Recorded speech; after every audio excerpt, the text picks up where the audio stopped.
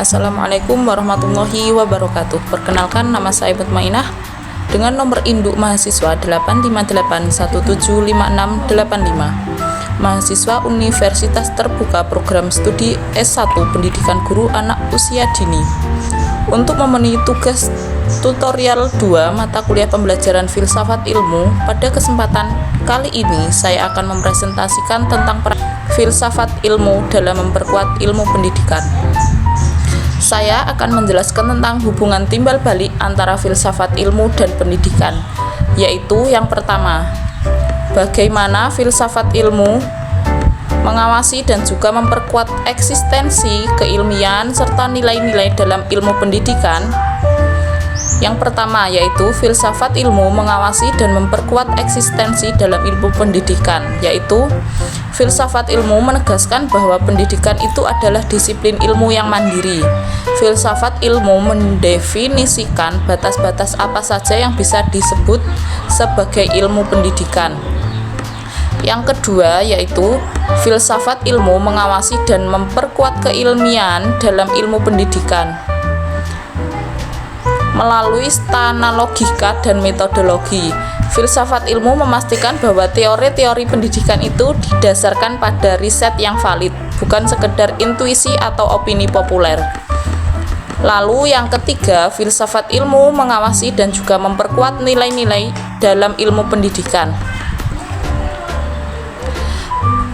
agar perkembangan pendidikan tidak mengabaikan martabat manusia. Soal yang kedua yaitu bagaimana pendidikan yang bermakna dan bernilai turut memperkuat pengembangan filsafat ilmu. Pendidikan yang bermakna dan bernilai turut memperkuat pengembangan filsafat ilmu, yaitu agar tubuh pengetahuan filsafat ilmu itu juga semakin kuat, sehat, dan fungsinya sebagai pisau tubuh keilmuan. Yang ketiga, mengapa filsafat ilmu disebut sebagai pisau analisis yang di dalamnya ada ontologi, epistemologi, dan aksiologi dalam merombak persoalan-persoalan pendidikan.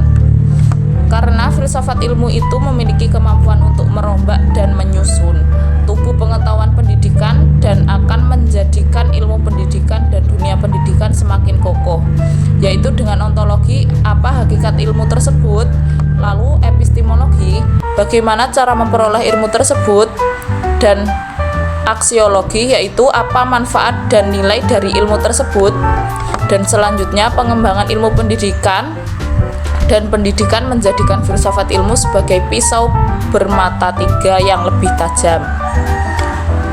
Yang keempat, contoh konkret penerapan filsafat ilmu dalam praktik pendidikan. Di sini saya akan memberikan satu contoh penerapan filsafat ilmu dalam praktik pendidikan, yaitu pada proses pembelajaran. Contohnya adalah menanamkan pendidikan karakter pada anak. Misalnya suatu sekolah menanamkan karakter jujur pada anak dalam mengerjakan tugas atau ujian.